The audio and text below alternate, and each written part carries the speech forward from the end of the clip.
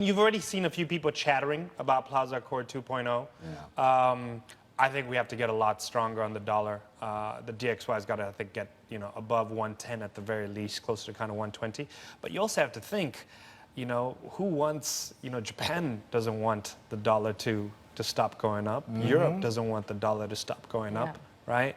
Yeah. So I think it's also a little bit of kind of different Stokes, right? Kind of happening at this time, right? Around. So I'm not so sure about that. But you can obviously see the paradox. He can't stop the dollar going up. All the policies, if he puts them in place, are broadly actually towards a stronger dollar, right?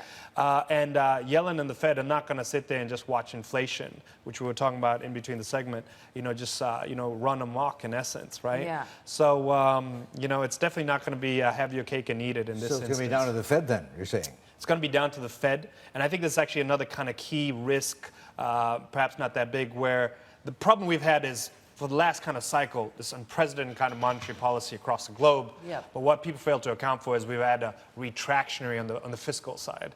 And this could be the risk here in the US where the fiscal side steps up finally, but then the Fed also does it a little bit too much in essence and kind of dampens a lot of the effect there, right?